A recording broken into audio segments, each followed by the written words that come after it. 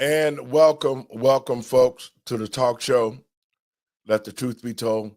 I'm your host, Pastor David. And, folks, we got a great show today. We're running a special today. We're going to take a look at some of the comments that ex-President Barack Obama have made. There's serious claims of treason against him for what he did in the 2020 election regarding the Russian collusion. So, folks, if you ain't got nothing to do, call your friends and let them know. You're listening to Let the Truth Be Told Radio. I'm your host, Pastor David. Y'all come on in.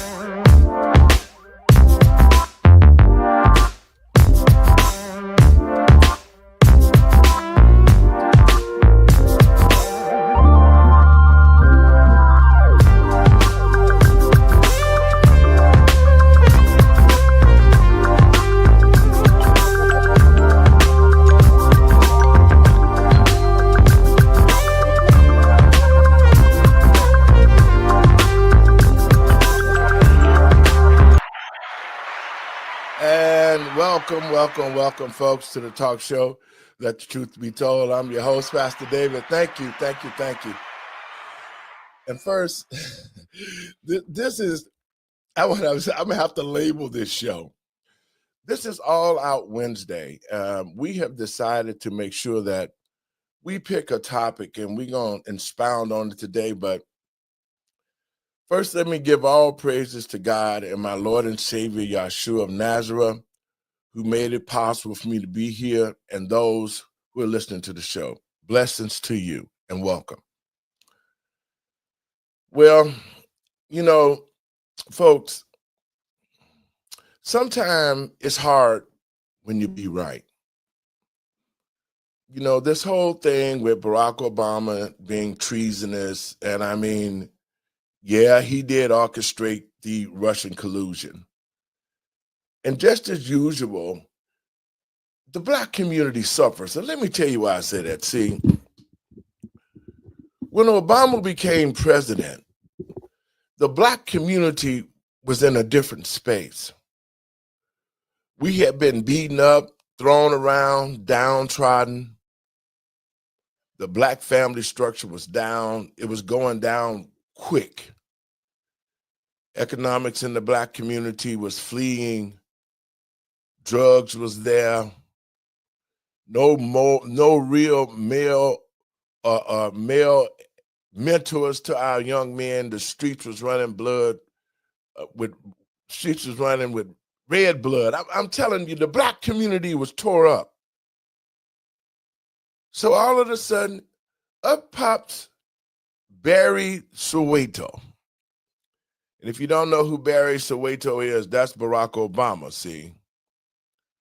The plan never was for Obama to come and be the savior to the Black community. But Obama knew that if he was going to get elected president, he had to deceive the Black community one more time, because Black people was at the end of the rope. They were hoping that Obama would come and he would help deliver the Black community to stability. So Black people was waiting for the first Black president. So rose in Barry Soweto with the AKA Barack Obama. Barack Obama knew the condition of the Black community. Barack Obama knew that the black community was waiting for that black president to come and step up and help the black community rise up out the ashes and find equality in America. The black community thought that Barack Obama would come, and because he was like us, that he would make sure that we would get reparations for all the past sinful deeds that this country did to black people. Everybody was deceived because they thought Barack Obama was going to come and make America pay up its dues for slavery. But Barack Obama knew that he had to play a part. He knew that black people, if they knew who he was and his real agenda, never would have voted for him. You would have been hearing black people talking about get a rope. And so he became an actor. He became a chameleon of faces. He told black people whatever that they wanted to hear. He made black people think that he was going to be Jesus Christ, the Savior that was going to save our community. Educated blacks fell for it. They thought Obama was going to be the knight in shining armor to take the black community to the next level. Grassroots black people fell for it. People's sons and daughters who picked and chopped cotton and experienced slavery firsthand marveled at the fact that we got our first black president. But all along, Barack Obama was sitting back laughing, saying, they don't know what I'm here for. And black people, we found out what he was here for. Barack Obama is an antichrist. Barack Obama accepted homosexuality early in his life, and it went on through his career. But he had to keep fooling people. He had to keep lying. He had to keep living a lie because his whole mission was to promote the sodomites who were destroyed by God in Sodom and Gomorrah. Barack Obama was the Trojan horse that was sent in our community to promote abortion, to promote homosexuality, to promote transgenderism, all the things against God. Barack Obama did. That there's an old saying, that's what's done in the dark will come to light. Well, Barack Obama, I knew you personally. When I realized who you really was, I tried to warn the people. And guess what? Black people, you had Stockholm Syndrome. You refused to believe that Barack Obama, he did nothing for black people. He didn't increase our economy.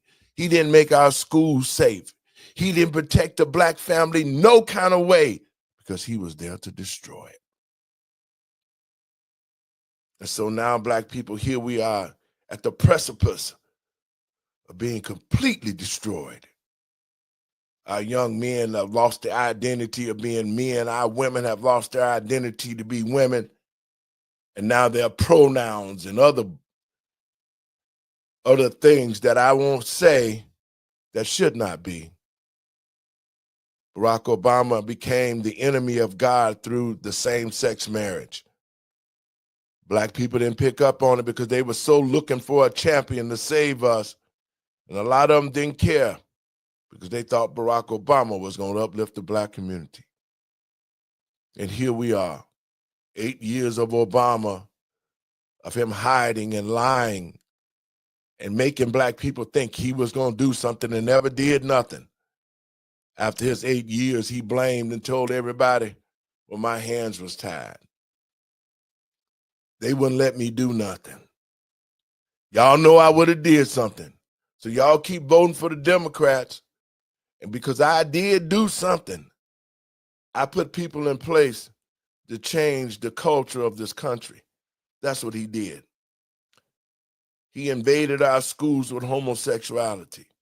He invaded our government and our army and made it weak because you had homosexuals in the army getting operations to become something unnatural. He set a culture against us. He used COVID. And I kept telling people, COVID, covert. He used COVID as a smoke screen to put people in places and to create the laws that he wanted to promote the new third world order of manufactured human beings, which was known as transgenders. Y'all saw it. We experienced it. We coming away from under it right now. 4 years of Joe Biden with this transgender crap, destroying the minds of our young men and our women, making them think that it's okay to have sex with the same kind. Invaded our schools with this crap. And now the American people don't know what to do since President Trump got into office. So today we're going to explore Barry Soweto, AKA Barack Obama. And in saying that, let me bring in my co-host. What's up, Doc? Hey, how you doing? What's up, Dre? How you guys doing? Well, guys, since y'all been with me, y'all know, and y'all gotta admit, I've been saying it was Barack Obama a long time with the hidden agenda with the gays, and this whole thing was what he was trying to manufacture. What's y'all thoughts on that? Well, I mean, it's all coming out, but I think people still, to your point, have Stockholm syndrome. They really don't want to admit what it is. They don't want to see it, but it's so blatant. But this is what Satan does, right? Mm-hmm. He will sell you a lie, and it is really, truly up to you to see it for the lie that it is. So it's going to be interesting to see what type of rift this causes within the Black community, white communities, the gay community themselves, right? It's going to be interesting to see how this all fleshes itself out. Your thoughts, Dre? So I remember, the newspaper clippings when this guy became president for the first time, and how excited I was and the community was. And I think you really hit it on the head with your soliloquy and opening statement. Everything that's done in the dark will come to the light. Yes. And that has happened, and we're seeing it. But I think, going back to your other point, people haven't seen the results from what he's been doing, and now he's starting to tell on himself. Yeah. So it's blatant. He doesn't care. He doesn't care who knows. He's just dropping the hints. And of course, this is not a topic that Numbers USA touches, but as you have made it abundantly clear, it is a big topic in the media, and you've expressed that it's out there now, and people need to be aware of it. Yes, and that's the reason why, I was up early this morning, and I was on the John Anthony show, Answers Detroit, and I had not really did a lot of research on it. And, we was talking about this whole thing about the Black community and how we've been deceived so many times. Politicians have come to us and they've used the Black community to get into office, and then their whole agenda changed. And it was never about us.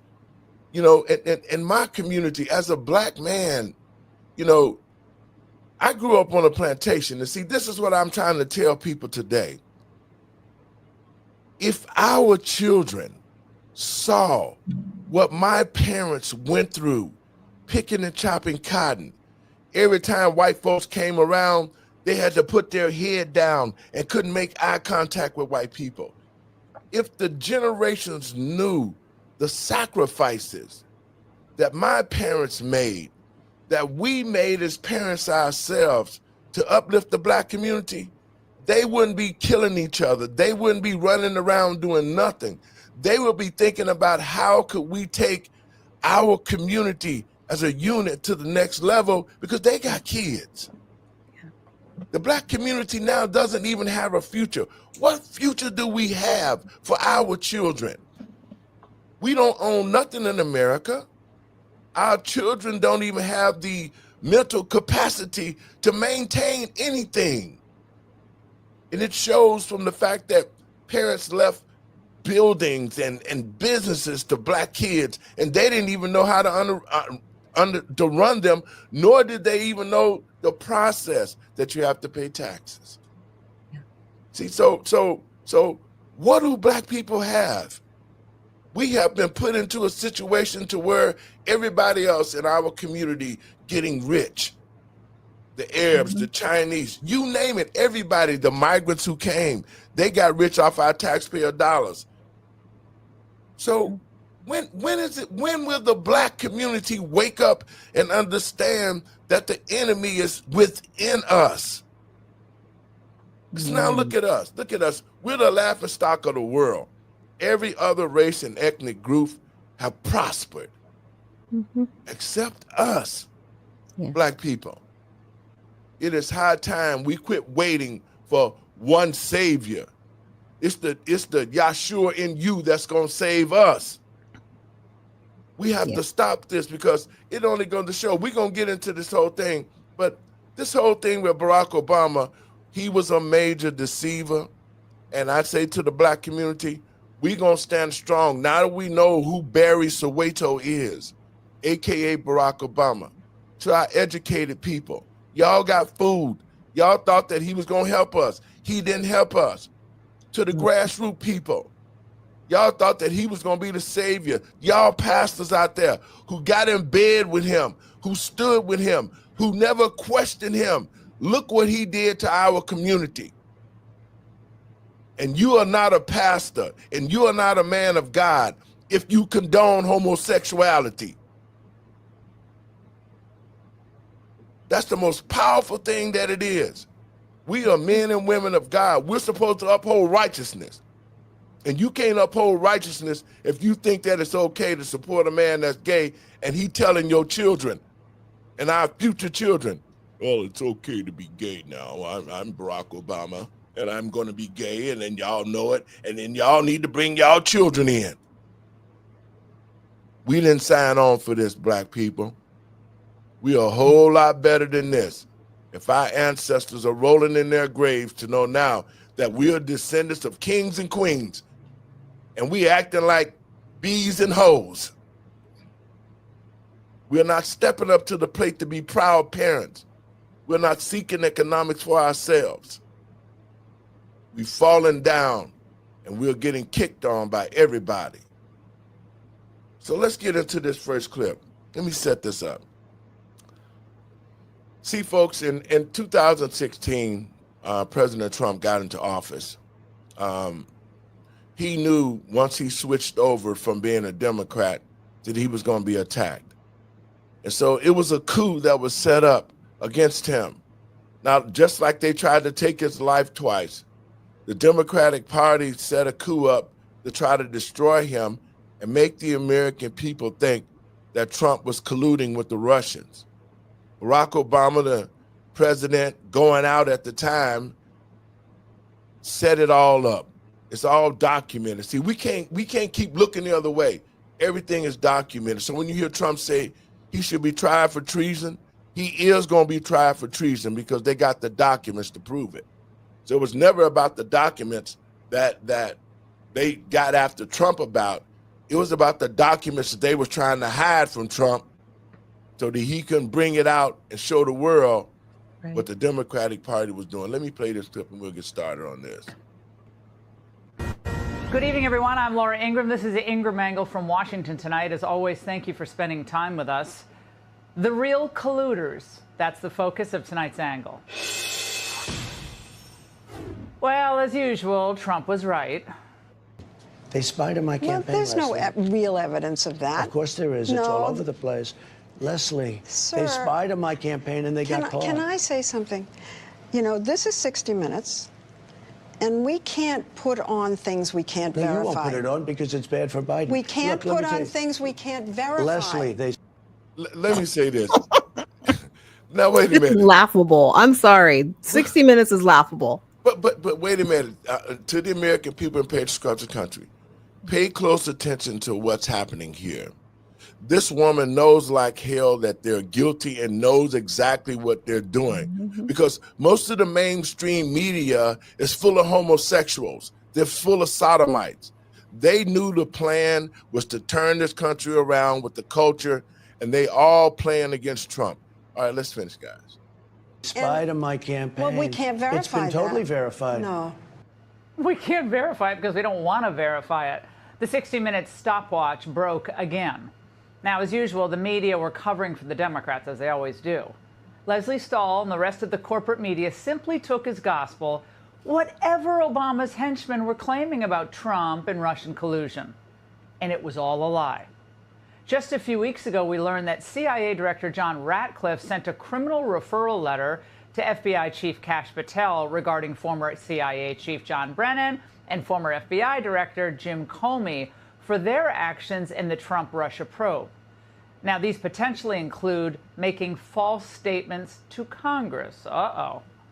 Then the bombshell on Friday from Tulsi Gabbard, the Director of National Intelligence, where she released evidence showing that in the months leading up to the November 2016 election, President Obama and top national security staff manufactured and politicized intel to lay the foundation for a year-long coup attempt against President Trump. And Gabbard? Guys, I want your thoughts on that. Well, you know, Trump had been saying it for a long time, and everybody was like, no, you're crazy, you're crazy. And he was like, no, this is happening.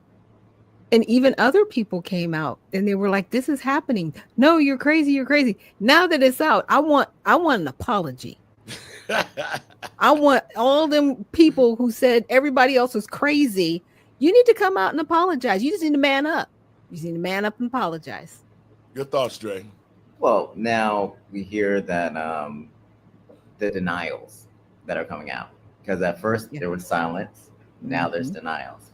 I am interested to see how this plays out, because this will be a major milestone in our history if a president is prosecuted as they believe he will be for the charges that they're calling for, which is treason.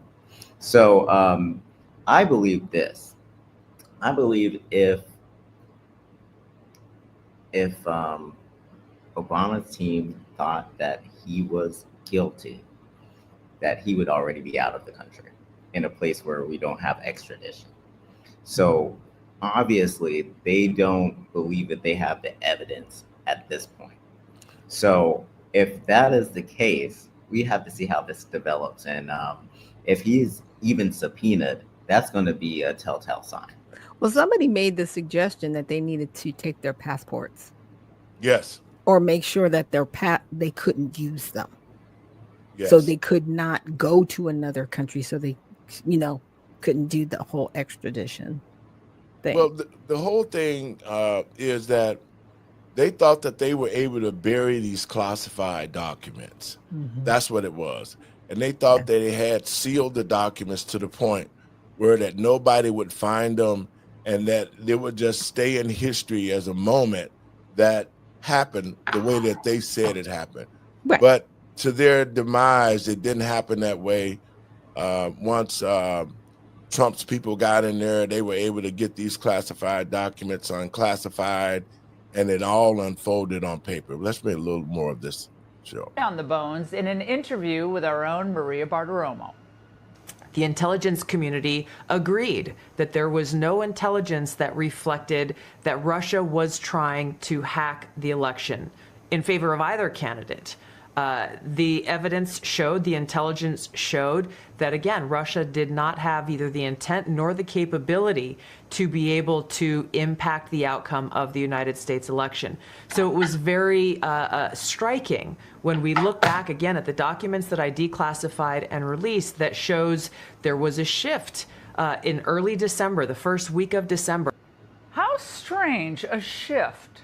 Now, why was President Obama and his intel staff not satisfied with the assessments about Russia and whether Russia was interfering or not? But then another intel review took place. Again, another document was produced by the intelligence community, a president's daily brief that was consistent with every other assessment that was done previously leading up to the election. Russia did not, this is after the election now, did not attempt to affect the outcome of the American election. That was never published. And what happened to that assessment, which again found no. Okay, guys, your thoughts on it. Well, because that's what all the narrative was. This was Russia. These weren't bots. Russia collusion. You know, the Russia, as they like to say, Russia. Even Facebook pushed that narrative. All CNN, MSNBC, NBC, CBS. I mean, major outlets were pushing this, that it was Russian involvement, almost to the point where they pushed us, I wouldn't say into war, but into conflict with Russia. It got pretty bad. Your thoughts, Dre? Yeah, it did get really bad. And at the time I was hearing all this, I was thinking that he was going to be out by November of the same year, because they were so sure they had so much evidence that would warrant him being just out of office. Well, it was all a lie. We had some attorneys, Paul Caminera, on my show during that time, and he was saying that the Russians had nothing to do with it, and that this was all made up by the Obama administration to try to make sure that Trump, they was trying to take the election then in 2016.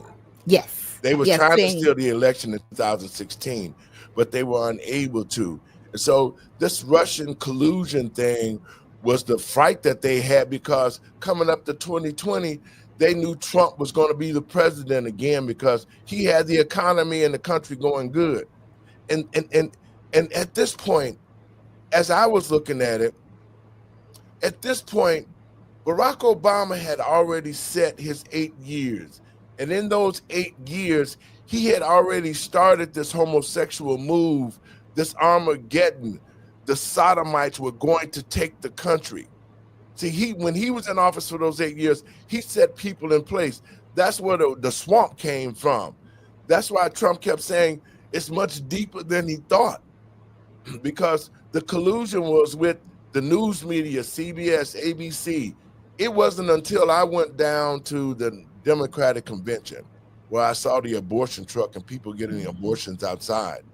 But once that I entered inside the news media camp, everything was homosexuals. There was no straight people in ABC or CNN, none of those people. So Obama had already placed those people in place to spin the news as if, that's not it. It's crazy. That's why we never got the truth in the news. And that's why other agencies who were reporting the truth, the major channels that people watch, the news media that people trusted, the NBCs, ABCs, all of them were lying to us. MSBC, all of them was lying to us to cover up the fact. The real fact was that Barack Obama was trying to institute a third manufactured generation of people. They had colluded with him to do this, and it's showing now. Guys, we're going to play a little bit more of this. Was done previously leading up to the election. Russia did not, this is after the election now, did not attempt to affect the outcome of the American election. That was never published. And what happened to that assessment, which again found no Russian involvement in our election? Well, it turns out they didn't like the conclusions the intel agencies had made, so they decided to find new conclusions. Now, Director Gabbard says that hours before the intel would have gone into that presidential daily brief, a senior intel official pulled it, claiming, they received new guidance. The very next day, this meeting was called, a National Security Council meeting, bringing together all of the senior leaders of President Obama's cabinet, and the topic that was put forward was a sensitive matter.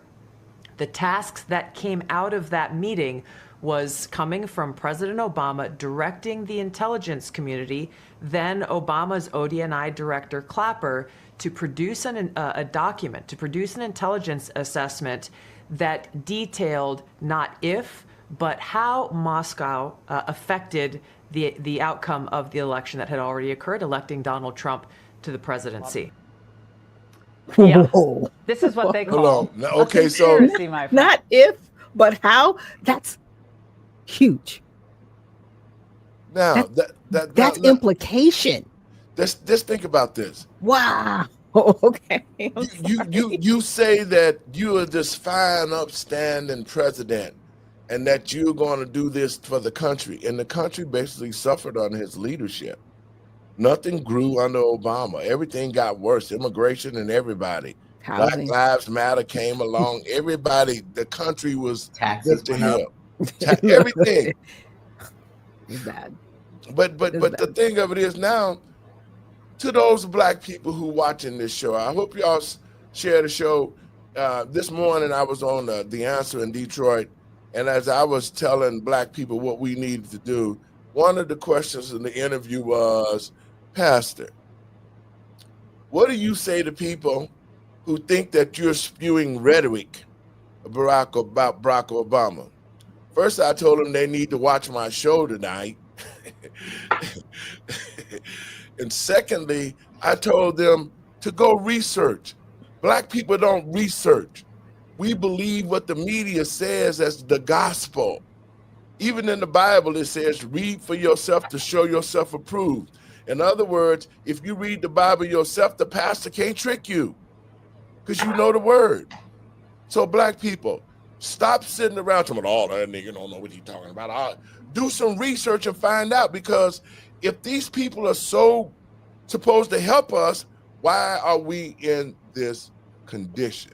Your thoughts, Trey? Well, going back to the rhetoric comment, my whole thing with that is rhetoric, surrounds like talking points. And who's sending you talking points? Like, you've been talking about this stuff for years. And since I've been here, not only have you told me where you found your sources, but you have personal relationships with him and people that are close to him. So for people not to know that you're not spewing out rhetoric, they don't really know your background. And, maybe they'll learn about you. But if they don't know, they need to ask somebody. That's why I say go do the research, because when he came to Chicago, I met him at an event.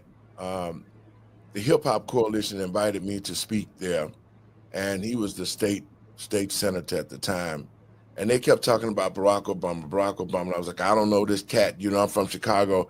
So that's where we met. And we started, talking about, he was running for this and running for that. Sorry, let's stop right there.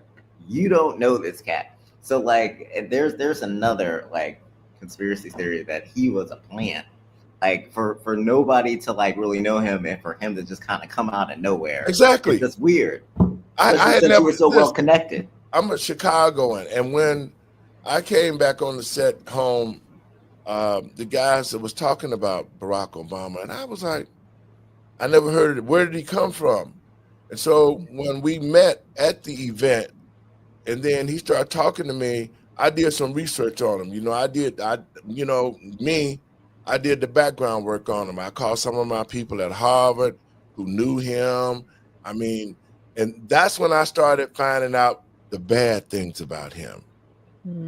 Because the people that went to school with him at Harvard were saying he was getting high, he was smoking crack, he was dressing up like a woman, he was sleeping with men, and all of those things. When they told me that these were reliable friends of mine that I knew would not lie, when I sort of confronted him about some of the things, that's when he was like, I ain't messing with Dave. I'm gonna get on, because I found out about him. And so that's when I started telling people in Chicago, we got to be careful with this guy, because he's not who he say he is. And his agenda is not about black people, And a lot of the guys and pastors, and they was like, oh no, man, you just jealous of Barack. I'm like, no, man, this guy, even my own father, when I told him about Barack Obama, he had the same attitude, but that's my father, so I couldn't really pound on him. But before he died, when he saw what Barack Obama did, which was nothing for black people, he called me to his deathbed and said, son, I got to apologize. You were right. Barack didn't do shit for black people. You understand? Because it was a rift between us because of that. And so So it's sort of personal for me because I've been telling people this whole time, this man is not who he is. His agenda is not about black people. His agenda is about promoting homosexuality. And people, now that you see it, it's no more hidden in the background of what he done did and how he tried to do it. We need to accept the fact that he is no good for the black community and he should never have any say regarding what black people should be doing. Let's play a little bit more of this. I want to get you guys' thoughts on this. Entitled to pull out every stop, including, if that was necessary, I guess, manufacture intel in order to stop President Trump. And when Trump questioned them, well, when he hit back, they fell back into their usual line. How dare you? How dare you even think about questioning us? The world is watching. There is no basis for Mr. Trump to point fingers at the intelligence community. The world is watching now what Mr. Trump says and listening very carefully. If he doesn't have confidence in the intelligence community, what signal does that send to our partners and allies as well as our adversaries? Well, complicit in all of this, the man who would chair the impeachment inquiry, another fraud, Adam Schiff. The president-elect has really denigrated the intelligence community, has called their integrity into question, has basically said he doesn't believe the intelligence on Russian hacking. But the slimiest of all was Barack Obama himself. When he knew the IC had already concluded it was highly unlikely that Russia had interfered in the election, Obama, by omission, still planted the seeds that it had. Clinton lose because of the hacking? I'm going to let all the political pundits in this town have a long discussion about what happened in the election. It was a fascinating election, so I'm sure there are going to be a lot of books written about it. Right then and there, Barack Obama should have. Okay, guys, y'all thoughts on this? I mean, should he have shut it down? But he couldn't because he had already sent the memo. You look at the date. You know what I'm saying? I'm looking at time stamps. Mm-hmm. He already sent the memo instead of if, but how it was done. Your thoughts, Trey? He was going to shut it down. He had a vendetta from the beginning. Yeah. And, it's personal for him. He hated the fact that he hated because it. he had the whole setup for Hillary to come in and finish what he was doing. Right. Yeah, well, guys, I'm telling you, this whole thing is playing out right now. And the sad thing of it is that, again, President Trump was right. And we need to really understand that. And here's what Trump had to say about it all. President Trump today calling out former President Obama after DNI Tulsi Gabbard sent a criminal referral to the DOJ related to her claims that Obama-era officials manufactured and politicized intelligence to create the Russia collusion narrative in 2016. Intelligence that those officials have said they had great confidence in. John Brennan and Jim Comey and I are part of the group that were tasked by President Obama to put together all the reporting we had on the Russian interference, and which we did. And then, of course, on January 6th, we issued our intelligence community assessment documenting the Russian interference, in which we had very high confidence in the evidence that we presented.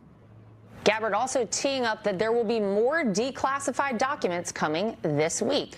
Ahead of that, here's what we've learned so far. December 7th, 2016, the assessment reiterated that Russia did not tamper with election infrastructure. Just one day later, the editor of that assessment canceled the brief, quote, based on new guidance. By December 9th, 2016, Obama convened National Security Council principals and ordered a new assessment. And on January 6, 2017, the new unclassified assessment was released. Obama's office today. Question. Was that same January 6th? So when they talked to him, it was December 16th. So that was a week after. That's what I'm saying. Within the timeline, had he not said anything the way he said it. I mean, they can literally use that little piece of evidence where he spoke and said, well, you know, there's going to be many books written about this and all this, that, and the other. Yes. Yeah, you were being extremely arrogant. Yes, he was. That's when the information changed. Yes. That's when I'm like, wow. There was like a whole week before and then almost a month. And then they sent it up January 6th. Is that the same January 6th of the insurrection? No. The insurrection didn't happen till 2021. Man, I'm telling you, man, these guys are horrible in what they're doing. Dre, you want to comment on that? We're going to get a little bit more of this. We can go on to the next part. You guys cooking. I'm sorry. I was just like watching the statement. timeline. Out of respect for the office of the presidency, our office does not normally dignify the constant nonsense and misinformation flowing out of this White House with a response. But these claims are outrageous enough to merit one. These bizarre allegations are ridiculous and a weak attempt at distraction. Nothing in the document issued last week undercuts the widely accepted conclusion that Russia worked to influence the 2016 presidential election, but did not successfully manipulate any votes. These findings were affirmed in a 2020 report by the bipartisan Senate Intelligence Committee, led by then Chairman Marco Rubio. Okay, folks, let's talk about that. Okay, so here he is. He responded to the information.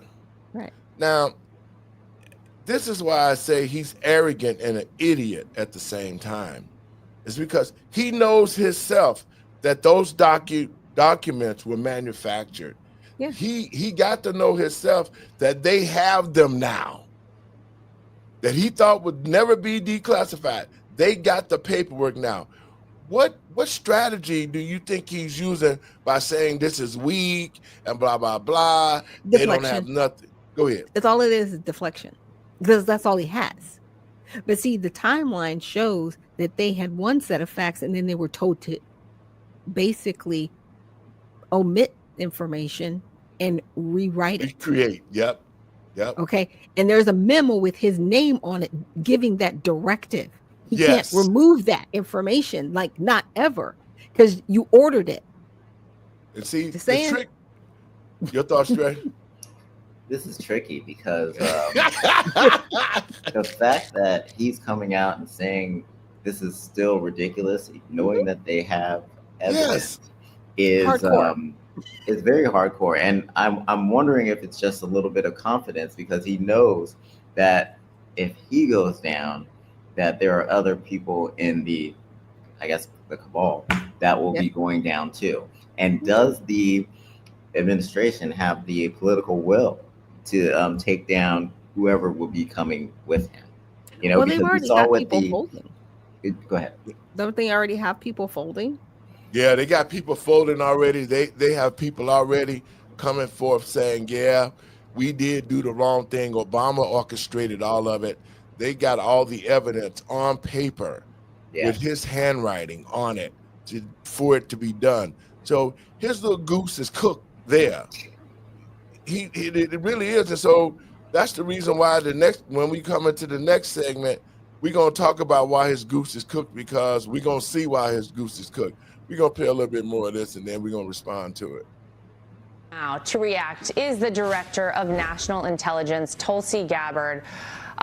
Director Gabbard, give me your response to what we heard from former President Obama there. He's saying that none of this makes any sense, that this is a distraction. What do you say to that? It's the art of deflection coming from former President Obama, as well as his friends who are still in Congress today, and Senator Warner and Congressman Jim Himes, really all basically saying that exact same statement, which doesn't actually address the issue that was revealed in great detail in the over 100 documents that we released last week, in the documents that we will be releasing later this week, that point to the undeniable fact that you laid out in your introduction to this segment, is that the intelligence community had one assessment, that Russia did not have the intent or capability to try to impact the outcome of the U.S. election leading up to Election Day. The same assessment was made after Donald Trump was elected by the American people as president in 2016, defeating Hillary Clinton. And it wasn't until after that pulled President's Daily Brief document that you referenced that the Principals Committee was called in the National Security Council. And President Obama then directed Obama's DNI James Clapper to lead the effort to create this new intelligence community assessment that detailed not if, but how Moscow attempted to influence the outcome of the U.S. election. So this is the thing that I think people should pay attention to, is neither the message from President Obama's office, neither the statements coming from Democrats in Congress today and their friends in the propaganda media. None of them are addressing this fact that there was a shift, a 180-degree shift from the intelligence community's assessment leading up to the election to the one that President Obama directed be produced after Donald Trump won the election, that completely contradicted those assessments that had come previously. The second thing I want to address that's very important, Laura, is that you in the clip that you played, you saw John Brennan, James Clapper, James Comey stated with high confidence this January intelligence community assessment that they drafted at the direction of President Obama. The fact is that they used already discredited information like the Steele dossier. They knew it was discredited at that time, yet they used it as a source for this document that they claim to have high confidence in. They used intelligence that some of these intelligence community professionals rejected previously because of the lack of credibility and the lack of the ability to vet with any kind of confidence whether or not that information or intelligence was accurate and could be used for an assessment.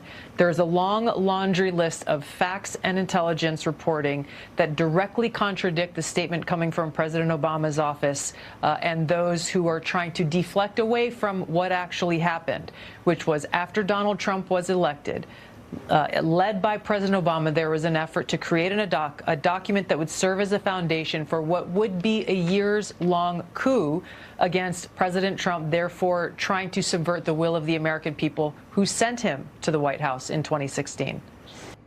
Guys, your thoughts on that, and we're going to shift gears for a minute. I'm going to let Dre have this one. Cooked. That's it. That's the take. Cooked.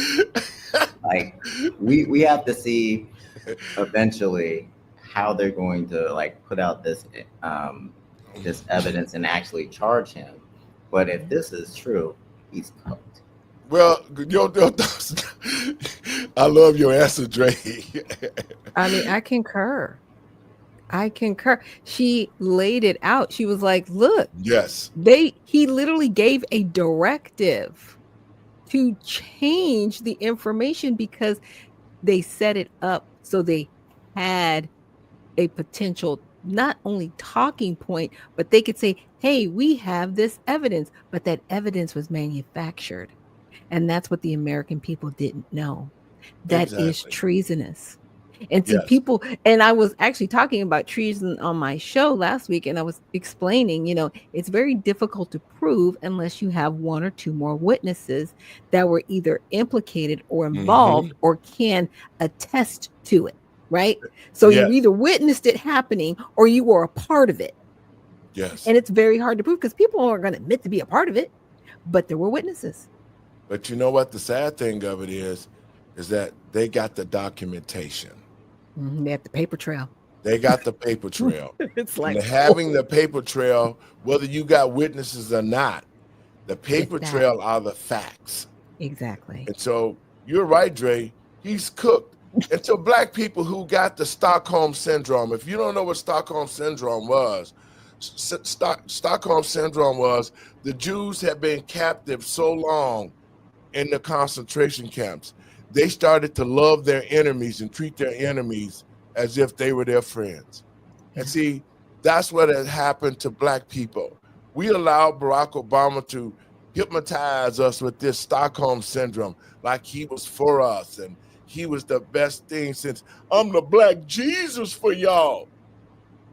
And look what happened. Look what happened. Look what black people have chose to run the country, and see how he disenfranchised the black community.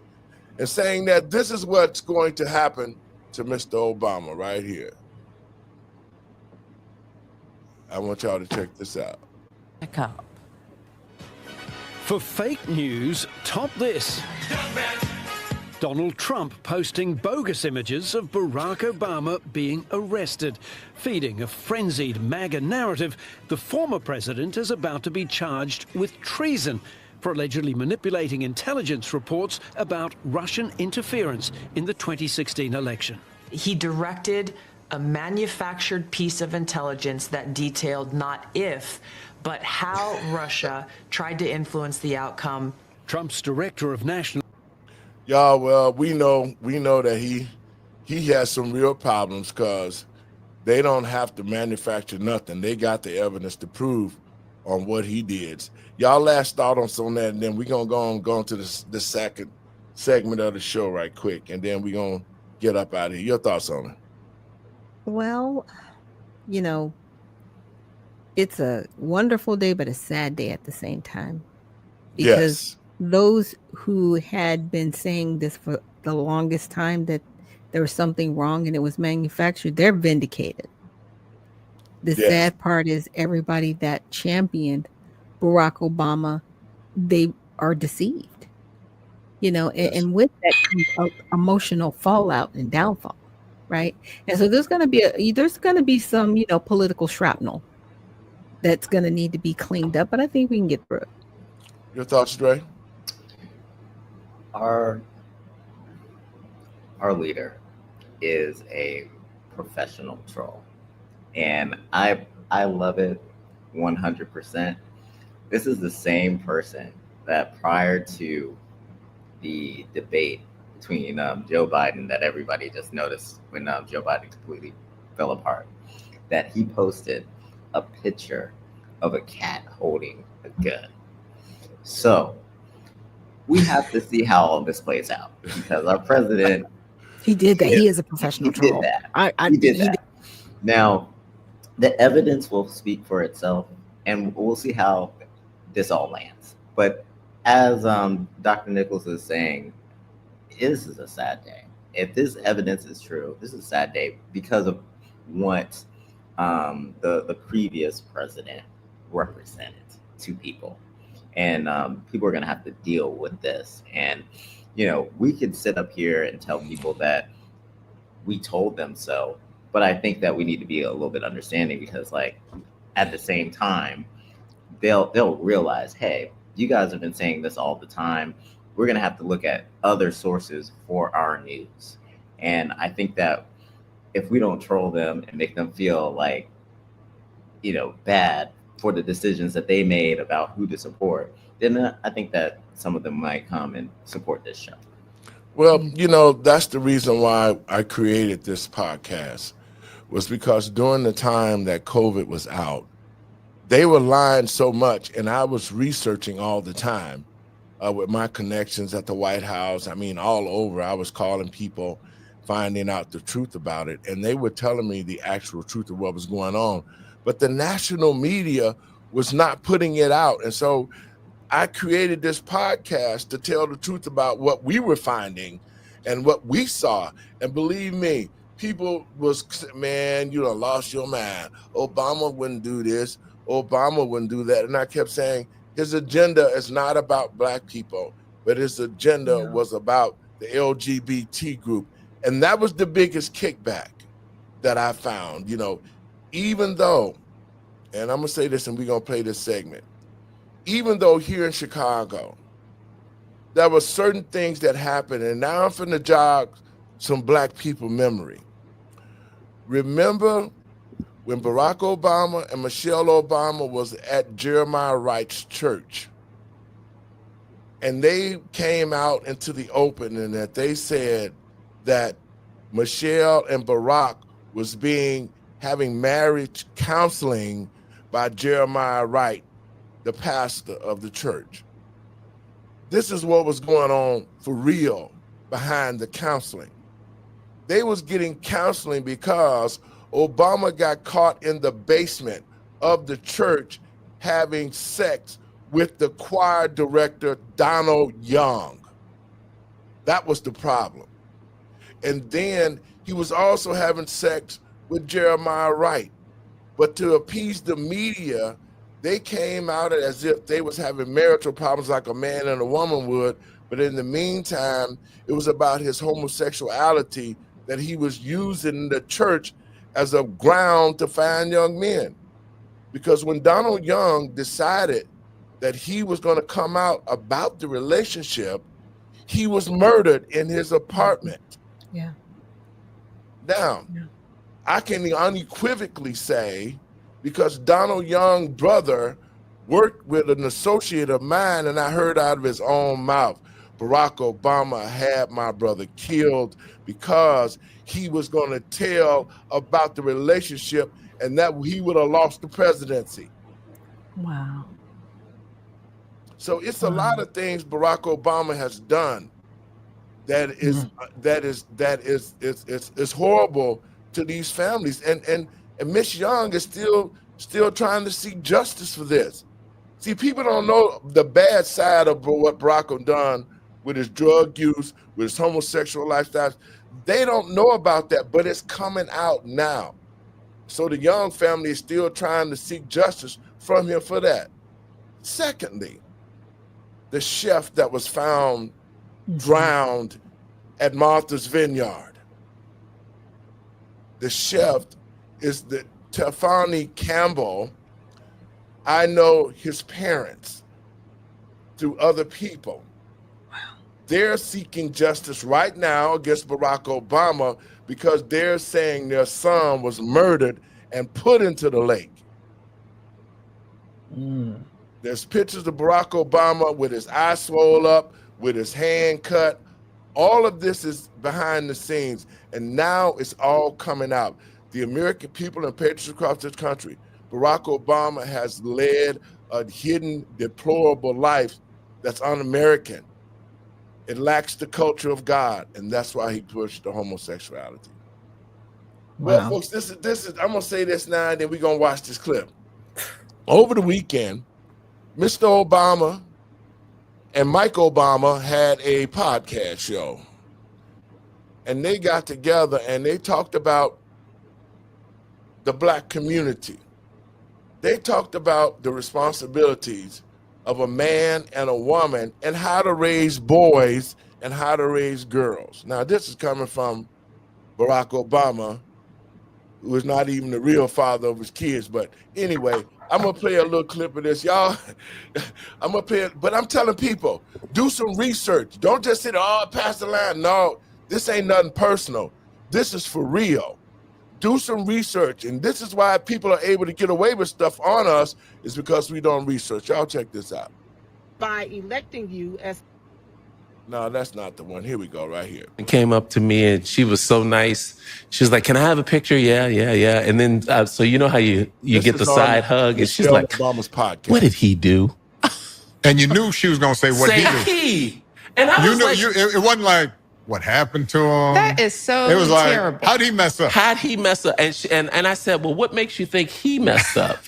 Why couldn't it Well, been why her?" did you just say no one messed up? Well, because I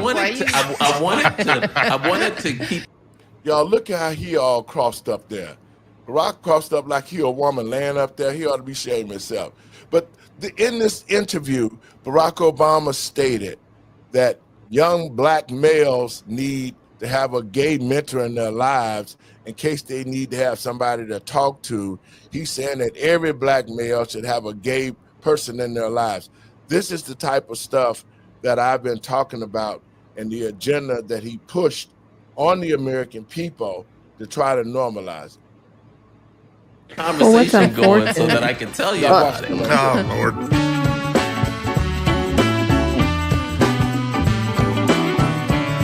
This episode is brought to you by Rivian and Chase Home Lending. Hey, little girl. Welcome to DC, my brother. I am so happy to be here once again. Yeah, it's good to have you in our town. How's it is. going? You had a little flight delay. I had today. a little travel issue, but I'm not going to complain because we have been doing this for a little bit now. I know it's always a little dicey when you have somebody's got to travel, yeah. And I'm traveling in these streets like a regular person, so I got to be careful. But it's not. So for those of you, it was a little bit of a weather delay. Mm-hmm. Couldn't fly into DC. Yeah. Had to divert our plane to Pittsburgh. I ended up staying in lovely Pittsburgh for about 5 hours. Mm-hmm. And I got here in one piece about midnight. Always grateful. And I was able to head over to my Airbnb without bothering you. I didn't have to wake you up at 1 in the morning. We miss having you stay with us, though. You're such a Airbnb. Folks, I had to step away. But listen, I'm going to get to the place where they're talking about. Go ahead. Pastor Lowery, I think you need to give the viewers a apology. That show is terrible. That podcast is bad. And while you were gone, it was just playing, and they were talking about his flight being delayed, and it was the worst banter I have ever heard. Okay, but anyway, I apologize to y'all. I should have got there quicker. But I want to get to the part where he's talking about young men and how young men need to have a gay man in their life to be able to navigate the waters of life. I think that's it. Let's check it out. The whatever you can think of, the sexism, the biases. So she knew you have to have a mouth. You have to be able to speak up for yourself. With you, she wanted you to be nice so that you wouldn't get in trouble or you wouldn't get arrested. But was that who you were? So what do we say to the Emmas of the world? How do we sort of start thinking as a society about helping mothers raise sons, because they're doing it alone, and we're being told that we don't have what it takes to give boys all of what they need? Well, how to raise their son. I think you started hinting at it. As somebody who was raised by a single mom, not perfectly, but that unconditional love as a start is the right one. Mm-hmm. I do think, though, thinking about raising boys in the same way you're thinking about raising daughters, which is how do you make them good, responsible people who know how to function and know how to understand themselves well enough that they can navigate this really complicated world, and setting high expectations. So there are a lot of these things that apply to boys and girls. I do think that there are some particular issues with boys that, as a society, we're not addressing. I do think, as a society, we have to create more structures for boys and men to have guidance, rituals, frameworks, encouragement, to be able to meet a wide range of role models so that whatever their inclinations, they can see a path to success that isn't just sports or money, making a lot of money. And so that's on all of us together. What I would say to Emma would be, in your community, even if you have a wonderful male partner who's in the house, I think it still would be good to find assets in the community, people in the community, friends in your community, places of worship, community organizations, what have you, where there are a bunch of men who can be sort of elders to boys. And so they're not just looking at one particular role model, but many. And one of the things when Michelle and I first started dating and I'd go over to your guys' house, one of the things I loved was just, seeing all your uncles and your cousins. And there were a bunch of different kinds of men. See, I want to stop it right there for a second. As a boy, why would you, as a man, he's not talking about, he didn't say nothing about no uncles and no aunts. He ain't said nothing about no woman. He just said, I just want to see all the uncles and all the boys. Oh, Dre, I ain't bothering you today. I'm gonna finish with this. There were men that were kind of soft-spoken, and then there were men that were loud, and there were men who were engineers, and then there were men who were Police officers. Police officers, or they drove, a jitney cab. Yeah. Right? Look at Big Mike. That's one of the things that I think a lot of times boys need is not just exposure to one guy. One dad. One dad. No matter how good the dad is. He can't be everything. He can't be everything. And that boy may need somebody to give the boy some perspective on the dad. Yeah, right? Yeah. One of the most valuable things I learned as explain. Can y'all explain that to me?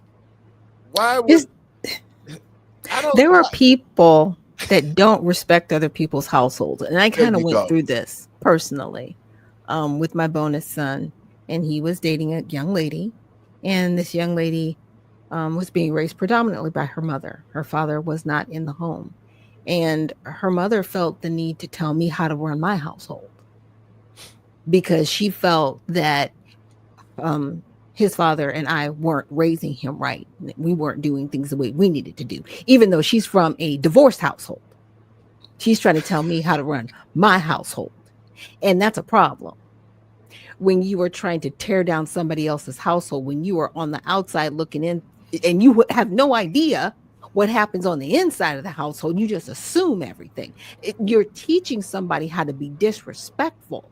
See, it's God, family, then everybody else. Everybody else can't come in your house and tell you how to run your house and worship God. He was wrong. He was out of line. Yeah, and I think he's missing a critical point that Dr. Nichols brought up is like God's first, and his family, then his children.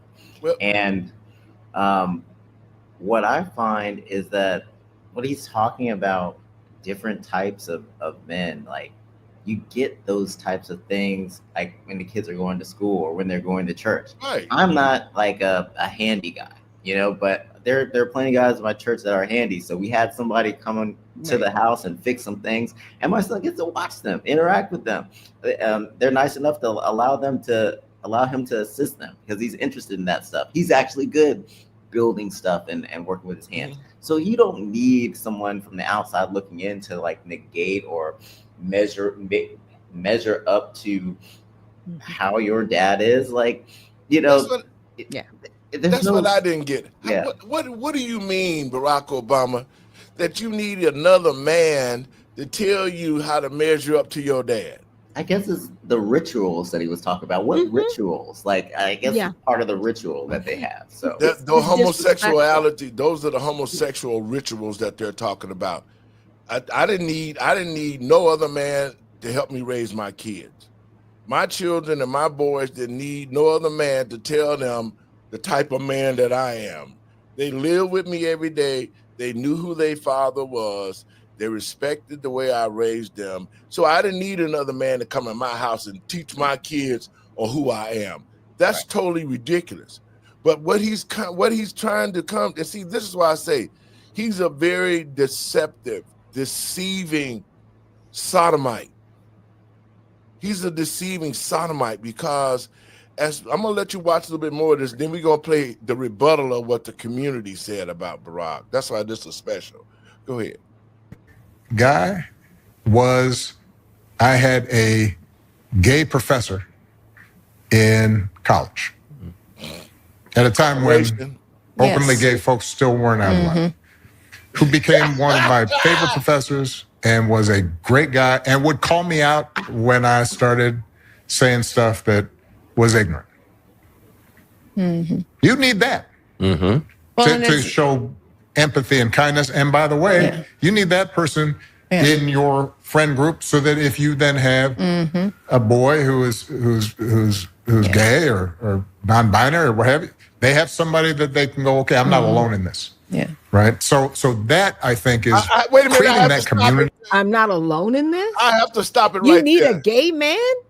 See, that's pedophilic. That's pedophile mentality. That's a pedophile right there. Right there. Straight up and down. Straight up and down. That's a pedophile right there. Wait a minute. To the American people and patriots across this country, to black men and black women across this country. This is the same Negro that was all up as the president talking about setting precedent, not for the black community, but setting it up for the gays. And now, all of y'all been talking this crap. Dre, before we even played this, what did I say? I said I called people at the college, at Harvard, who were friends of mine, who told me that Obama was gay. He was dealing with the gay professor. They was wearing clothes. He was giving them money. They was having sex. They was doing drugs. And he just said he had his favorite gay professor. Let's finish this off. Go ahead. I know it's corny, but that's what they need. And we talk a lot about what we had with our mother and father, right? And, you know, a lot of times, but we really did have a big community of people in our lives. Right. Okay, Big Mike. I mean, that we don't talk a lot about that on this show. We allude to it, but Craig and I, we grew up in a huge community of extended aunts and uncles and cousins and all types of male role models, which helped in broadening out and filling in where our mother and father were limited. So for Emma, I'm picking up a couple of things. Community, big, huge, not just a single mom, mom or mom and dad, but a broad community. And I can appreciate you using our family as an example, but uncles, but not necessarily blood It doesn't uncles, have to be blood. but men who can who can give a kid or kids some contextualization of who their parents are. Right. And That's- also, what it and means- can model, Yeah. there are a lot of ways to be a responsible, respected, strong man. And you don't have to be rich, and you don't have to be a professional athlete.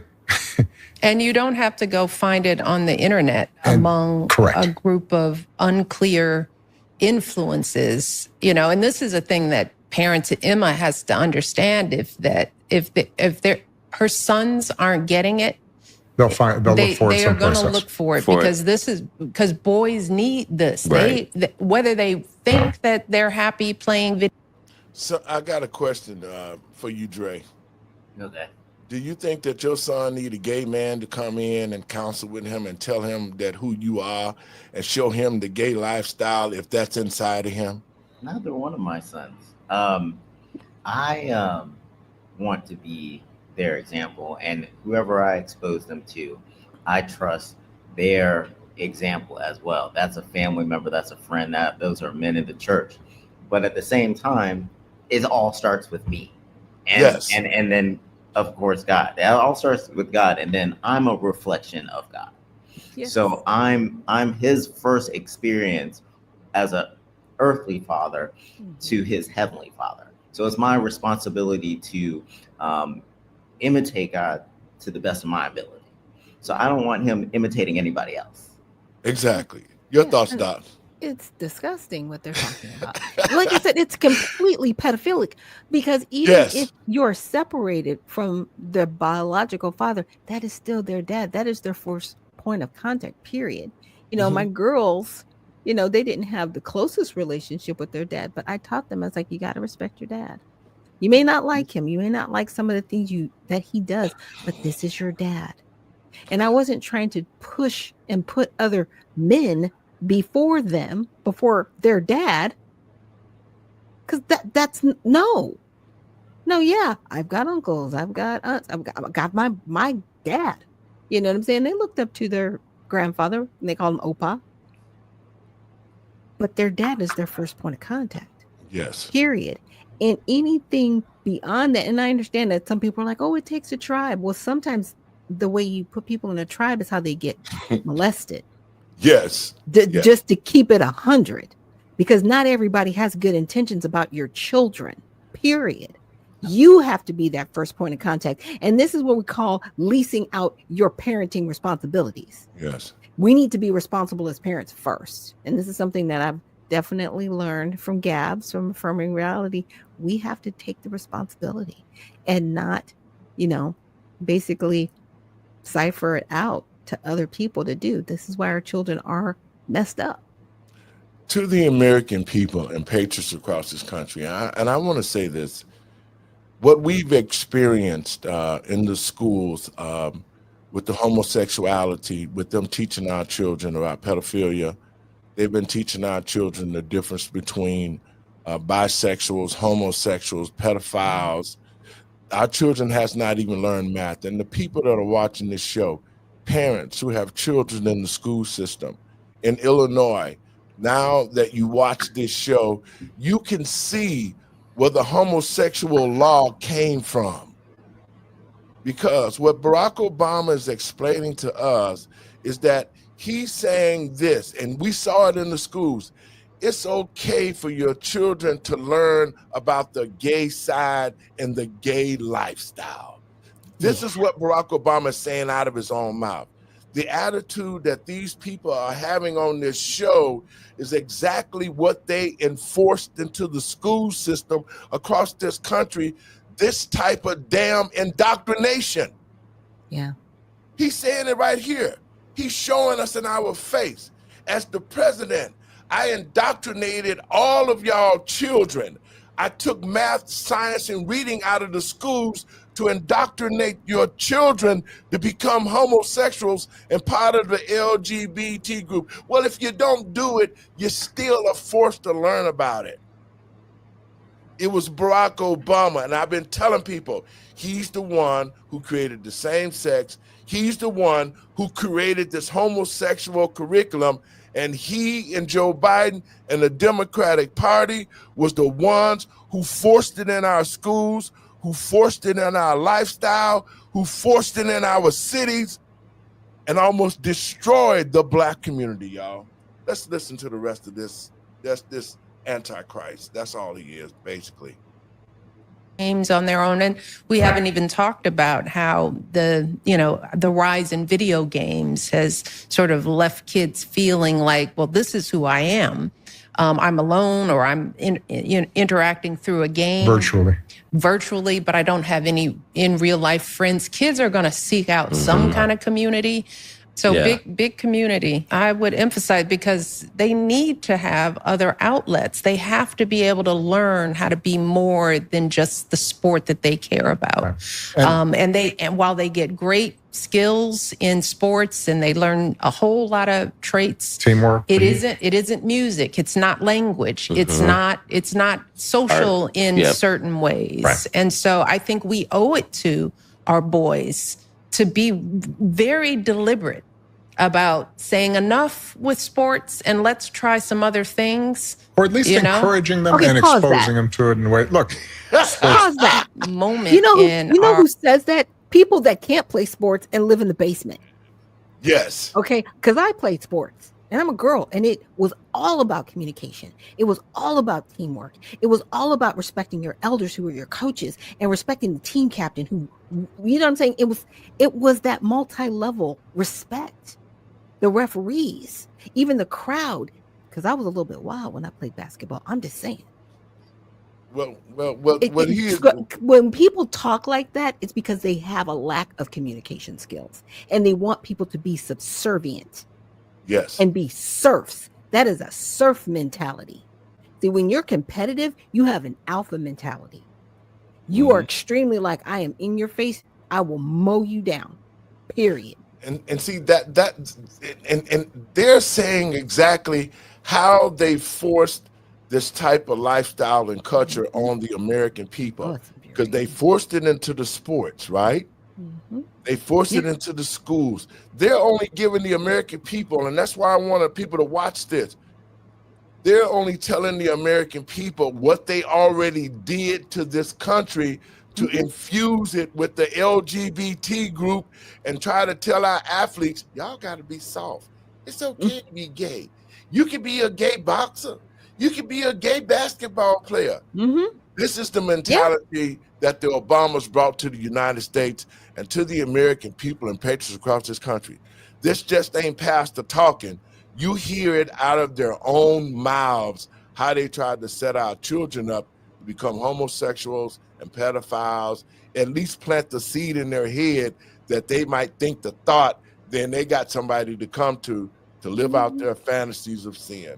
Let's watch the rest of this, guys, if we can.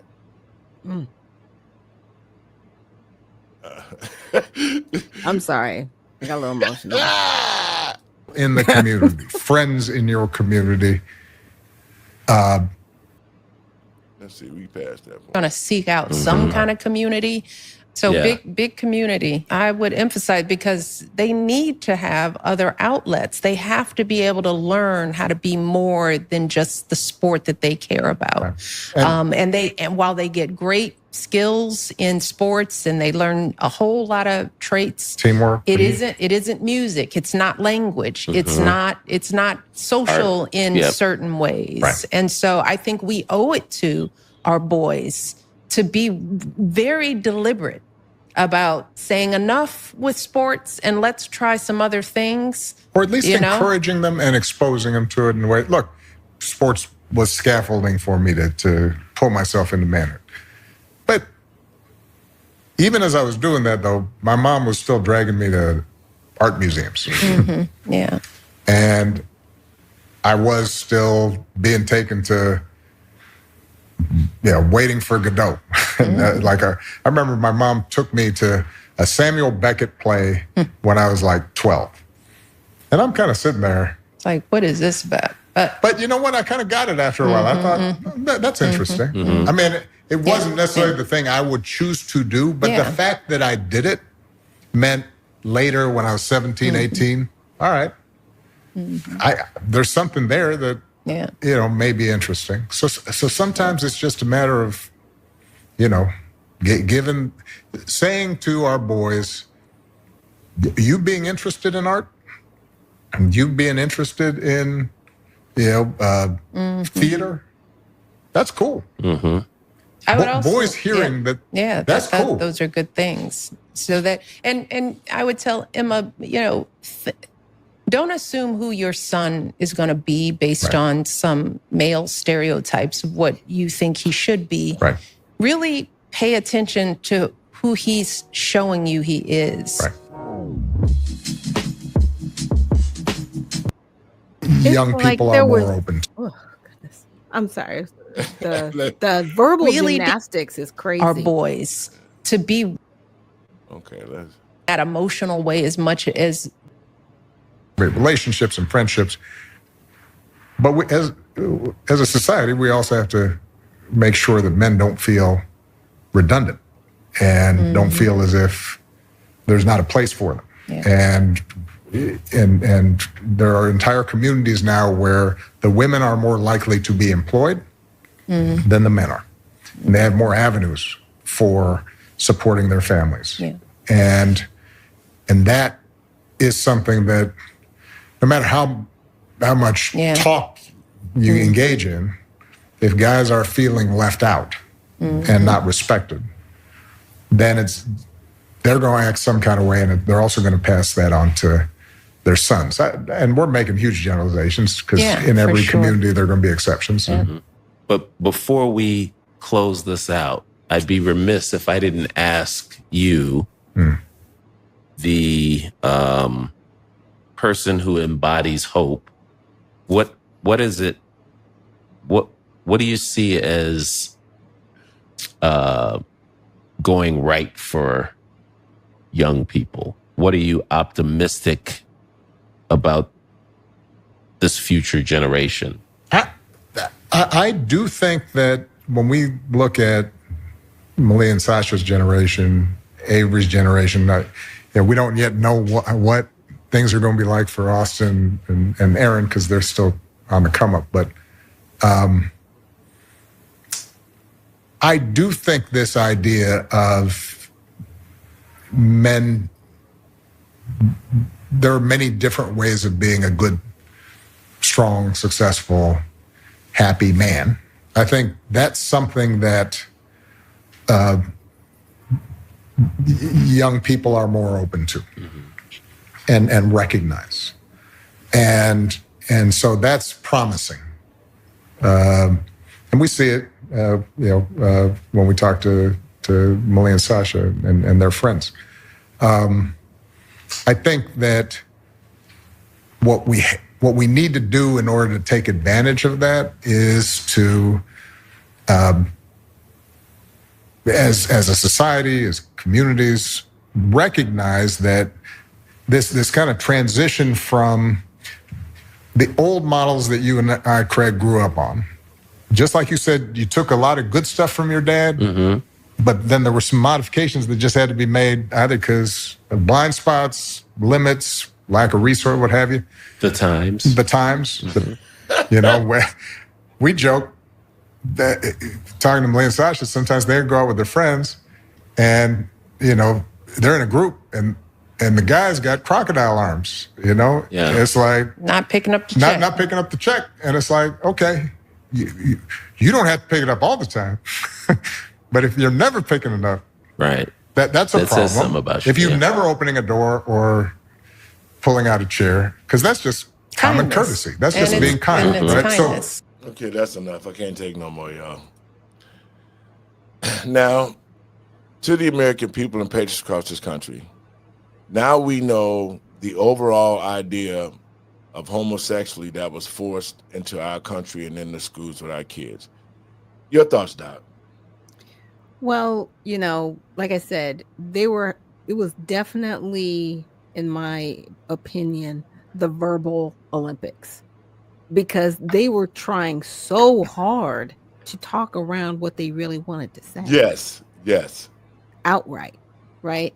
And when people are talking in code to that degree, I'm like, y'all are really sad human beings. You already have a pedophilic nature. And you really want to just come outright and say it's okay for people to be in a relationship if a 40-year-old wants to be in a relationship with a 5-year-old and be his mentor. That's what you want to say, but you couldn't say it. And that's disgusting, by the way. A young man needs his father. And if he doesn't have his father, let's say his father passed away, where's his grandfather? Right? Yes. The men in his family, yes, that's okay, but you still got to be careful with the men in the family because you don't want your son to get molested. Yes. And you know, that's a hard thing to say, especially in our community, because we don't want to talk about it. You shouldn't talk of such things, but we have to because they happen. And you need to be a good steward over the human being that God has entrusted you with. And that's just it, period. Your thoughts, Dre. Now I'm going to play this last clip and y'all going to get y'all thoughts on it. Okay. Well, the first thing I want to say is that there's no wisdom in this show whatsoever. The verbal Olympics, like you're saying, Dr. Nichols, is just off the charts. I think that if parents are looking at their children, they can tell who they are. And the problem with some parents is they try to force kids into a box, right? And my dad, with his experience, he always told me that he was never going to push us into sports. If we were interested in something, he would allow us to try it, teach us how to do it, right? But these parents are too busy to watch their kids. The cost of everything is so high, everyone's working, and we have all these single parent homes, we have too much immigration, and we have all these problems, and the children are being neglected. Yes. And if they take the time to really kind of watch in who they are, I can look at one of my sons and say, okay, well, he's really good at like engineering type stuff. Like he loves to play sports, but I don't think he's going to be an NFL guy. But my youngest son, I don't know what he's going to be. He might be some sort of athlete because like I've seen this guy just like fall down the steps or get kicked in the face and he's like up and at him like nothing happened. And like at an early age, 8 or 9 months, he's like pressing his weight against his sisters and stuff, like trying to dominate him. He's an athlete. You can tell. Yes, you can see that. Yes. Right. He's rough and tumbly. Yeah, he's rough and tumble. And you can tell right away. So it's our parents' fault. Some of it's the economy. I was watching this other show, and they were saying the cost of living is so high, and they did a breakdown of how much it would cost to get like a 2-bedroom apartment. In Virginia, it is $35 an hour to be able to comfortably live in a 2-bedroom apartment. Not many people are making that, even in Northern Virginia. And they said if you're not making that, then you'd have to work 84 hours to be able at minimum wage just to get that per week. But you know what? this whole talk show is centered around the fact of how they implemented this LGBT mindset on the country. That's what I'm saying. You can see where we got the new laws and why the gays got so strong and so brazen is because they knew that the president was gay and he was going to support their endeavors and put them in places to keep promoting this kind of lifestyle. So this is Barack Obama, especially telling you, who the hell will let Barack Obama talk to their kids now that they see who he really is? But a lot of parents didn't see this. Could you imagine how many kids that he might have molested that was coming to him? Oh, this is the president of the United States. Yeah, here's my number, call me later, whatever. That's what he's talking about. They're talking around the fact they're actually saying the young men need to know about the gay lifestyle. They need to know more about than sports and all the rest of the stuff that men do. They need to know about homosexuality because it might be inside of them. That's what they're saying, basically. But this is what the American people are saying to Barack Obama, then we're going to get out of here. Apparently, it's hard for you to come to terms with the fact that you are no longer relevant, but you are no longer relevant. You were the biggest hoax that the elites pulled on this country, because we thought that by electing you as the first black president, although according to history, you are not the first black president of this country, but in our lifetime, we thought that by electing the first black president, that we were fulfilling the Martin Luther King, I have a dream, we shall overcome agenda. Yes. When we were actually undergoing a different agenda. You pushed your LGBTQIA LMNOP agenda across the globe, okay? You won the Nobel Peace Prize after several wars were started under your administration. And before any of you blacks come on my page talking about how I'm a sellout because I'm not going along with someone that's similar to my skin tone, there was a leader in Africa by the name of Muammar Gaddafi that was working on behalf of Africa and that did a lot for the African people. And even reportedly offered $1 billion some years ago to the Nation of Islam to help black people in our country, but our government would not allow them to receive the money because, of course, they don't give a damn about us. So this leader that did a lot for black people and across the globe was assassinated under or during the Obama administration. Okay. Also, Obama was what's called the deporter in chief. He deported millions of illegal immigrants, although the media doesn't like to bring that up. They only like to dwell on Trump. And he reportedly was behind the cages that those kids were in. Yep. Okay. We also remember how he tried to penalize us if we didn't get medical insurance, although they were giving illegal immigrants free medical insurance. So y'all can miss me with this, oh, because you black, I need to think and be for you. No, skin folks does not mean kinfolk, for the final time. And here recently, Obama was on videotape telling Democrats that they needed to get tougher. Okay, you tried to effeminize everything with your policy, sir. Do you want them to be tough or do you want them to be feminine? Make up your mind. And then told them to stop whining when you all were about to put a wino in office if you could have got away with it. Didn't even hold a primary, but was about to put a wino in office. So I would just say by now, Mr. Obama, you need to just go somewhere, please. Go somewhere over the rainbow. Your thoughts on that, Doc? She's right. She's not wrong.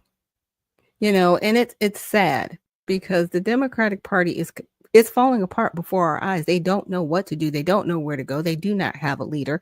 As she was saying, Barack Obama's all over the place. Be tough. Be feminine. Be this. Be that. Look. Let's look a little bit more because I want to get more comments from other people. Fingers are all in the midst of that. Like, share, subscribe to the channel. We got a couple clips to check out. Let's go. And that's one of the things that I think a lot of times boys need is not just exposure to one guy. Mm-hmm. One dad. One dad. No matter how good the dad is. He can't be everything. He can't be everything. And then that boy may need somebody to give the boy some perspective on the dad. Yeah, right? Yeah. one of the most valuable things I learned as a guy was I had a gay professor in college at a time when openly gay folks still weren't out of line, who became one of my favorite professors and was a great guy and would call me out when I started saying stuff that was ignorant. You need that to show empathy and kindness. And by the way, you need that person in your friend group so that if you then have a boy who's gay or non-binary or what have you, they have somebody that they can go, okay, I'm not alone in this. Black people, this is your president talking about young boys need a gay man in their life as a mentor. What are we talking about at this point? Seriously. Where are we at in 2025 that the former president, the Black Messiah, can come out on a platform and say, hey, your son needs a gay male as a mentor? I mean, everybody talk about this guy, as being the first gay president because he lit the White House, rainbow colored. And, obviously he implemented gay marriage and things of that nature. He was more pro-gay than he was pro anything else. And that's his business. But black people, are y'all ready to wake up and realize that this person, this individual right here is and was and has been and probably always will be the ultimate psyop? The ultimate psyop. They use this particular guy to push a plethora of agendas that has really been detrimental not only to Black Americans, but to all Americans across the country. Yeah. Woo! Yeah. But hey, again, I'm a firm believer. Your thoughts, Doc?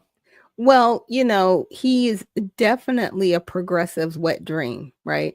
Because progressive people love him. And there are Black people that literally worship him. But this is what some of the Black people said. Let me hit you up with that. Now I'm glad Mr. Obama is taking time out and spending. Said Mr. and Mr. The time and doing the podcast together and shit. But I just know I didn't hear Mr. Obama Sr. say what he said. This man had the audacity to say that he believed young men would be a lot better if they had a prideful man in their life. If you know what I mean by prideful, that's just me trying not to get community guidelines. He said a lot of these young men need a prideful man in their lives to expose them to other things that they might have not seen from a regular man. Right, like pedophilia. You can't say gay on TikTok? Yes, exactly. I don't even think gay was derogatory. A regular man like they daddy.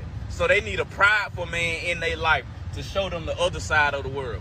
But what the f is Obama talking about? I'm so sick and tired of him. Your presidency is over. Sit down and stop trying to be relevant. We know what you like. We been knew what you like. We know about you and we know about Mr. and Mr. Obama. We know what you like. So why is you steady trying to force that shit down the throats of our Black American people?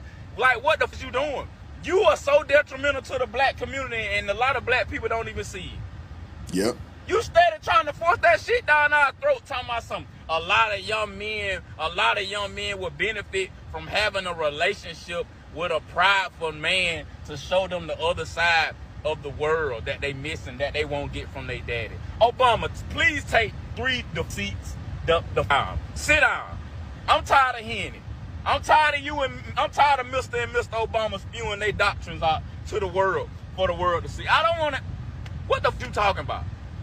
Sit the fuck down, Obama. Sit your ass down. Stop trying to be relevant. Stop trying to push that shit out into our culture. Like, y'all don't see this shit.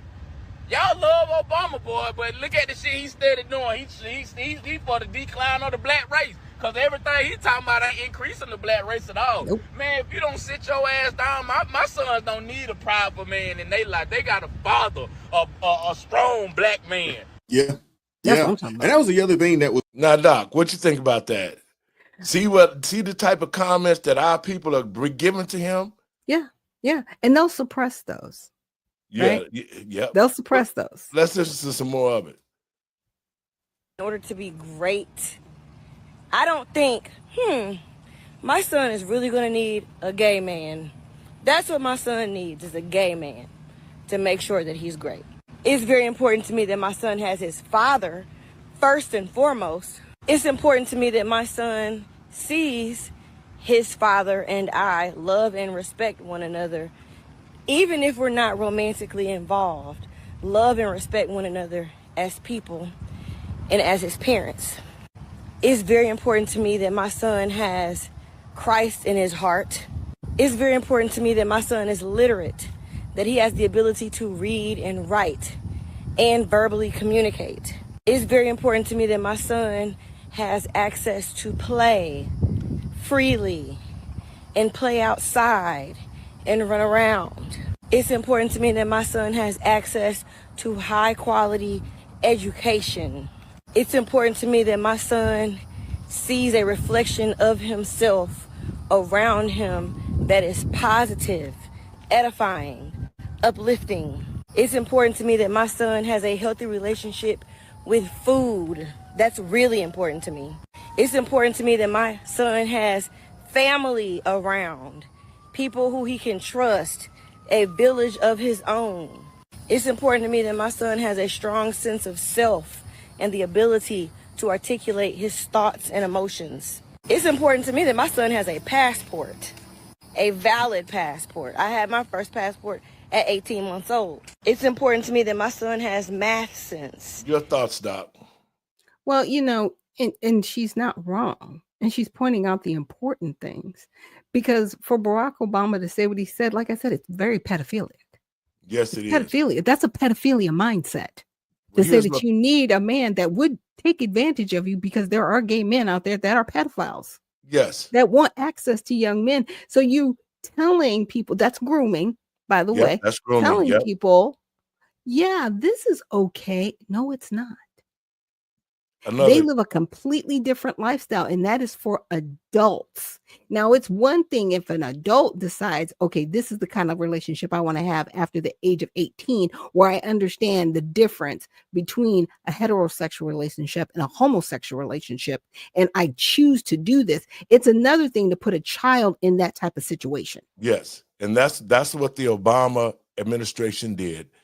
They forced it to the kids, and they forced it to the young kids to make that type of decision on if they wanted to be a boy or a girl. It's ridiculous. And Black people, they did it exactly to our community and have destroyed us. But this is what Black brothers are saying to you, Barack Obama. What is he talking about?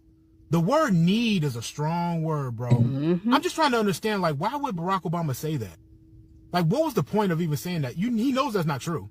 No one wants to be forced onto anybody. Gay people don't want to be forced onto nobody. Hi, I'm gay. I need to be in your life. No. Hi, I'm Black. You're white. I need to be in your life. No, that's what? No, you don't. We can talk and be friends, and I can see if I like you, but there's no need for any of that shit. The fuck is this nigga talking about? Like, with Barack Obama, it's like that rule, you're cool till you're not cool no more.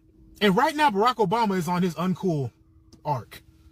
His character arc, he's on the uncool character arc right now. It's fucking crazy. Motherfuckers is out here really just trying to push anti-masculinity. Like, they want every man to just be a feminine product. It's why? A very feminine man, he's not going to go to war.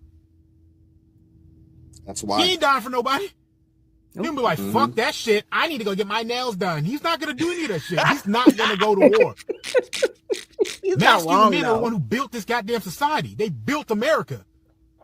They go to war and they die in a ditch. I don't understand this massive push to end masculinity in America, in the Western society. Why? I don't know, man. Your thoughts, Doc? Well, our men in particular are built differently. A lot of them are taller. Yes. They're stronger. They're more muscular. Yes. They're very intelligent. Legacy system. And I've always said, if you want to destroy a people, you need to train them how to hate themselves, and they'll ultimately destroy themselves on their own. Yes. By propping someone like this up that they believe people will follow and listen to, he is to our detriment, because the his wife, you know, she's a supporter of Margaret Sanger. So on Yes. this side of the aisle, it's like, kill your baby even before your baby gets to the planet, because you don't have time for a baby, because you need to be an executive.